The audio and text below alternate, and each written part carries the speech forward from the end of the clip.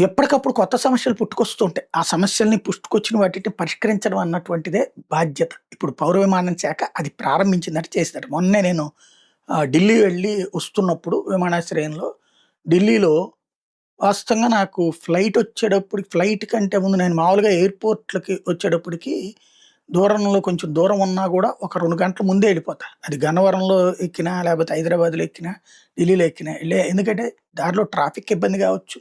లేదా అక్కడికెళ్ళాక ఈ ప్రాబ్లమ్ మనం చెక్ ఇన్ అవ్వడానికి ప్రాబ్లమ్ అవుతదని.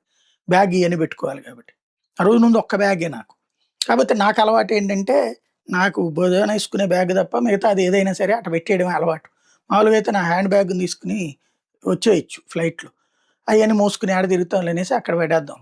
ఆ ఒక్క బ్యాగ్‌ని పెట్టడానికి పొద్దున పూట్ల ఇండిగో దాంట్లో నేను 3 గంటల ముందెళ్ళా ఆ రోజు ఢిల్లీలో.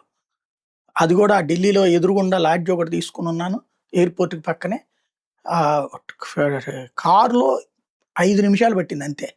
కానీ ఆ లోపల 2 గంటలు పట్టింది ఆ బ్యాగు వాళ్ళకివ్వడానికి. అక్కడి దాకెళ్ళాక అక్కడికెళ్ళని సింగిల్ బ్యాగే గదా అంటాడు. అరే! ఇక్కడి దాకొచ్చాను తీసుకోరంటే, లేదు అక్కడ మీరే జేసుకోవచ్చని సెల్ఫ్ అంటాడు. ఆడకి పోతే ఇక్కడ మీది వర్కౌట్ గాదండి అక్కడికెళ్ళండి అంటాడు. ఇట్టాగా 2, 3 సార్లు తిప్పితే దాదాపు గంటన్నర తర్వాత 2 గంటల తర్వాతన అక్కడికి బ్యాగ్ పడేసిన తర్వాత అప్పుడు కూర్చోవడమే. మళ్ళీ అక్కడ చూస్తే మనకి ఇచ్చినటువంటి గేట్ దగ్గర ఆడు మార్చాడంటే ఆ ముక్క చెప్పి సావరు.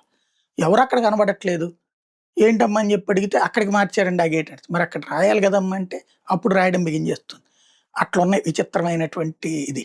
ఇదంతా ఇప్పుడు ఎందుకు చెబుతున్నా అంటే, ఒకటి ఇదివరకు ఈ చెక్ ఇన్‌కి సంబంధించినటువంటి అంటే లోపలికి బోర్డింగ్ పాస్‌లకి సంబంధించిన ఇబ్బంది. అక్కడ క్యూ లైన్‌లు, తర్వాత ఈ చెక్ ఇన్ ఈ గోలంతా ఎందుకనేసేసి బోర్డింగ్ పాస్‌లు అక్కడే వెండింగ్ మెషిన్స్ పెట్టేస్తున్నారు. మనం అందులో డైరెక్ట్‌గా తీసేసుకోవచ్చు బోర్డింగ్ పాస్.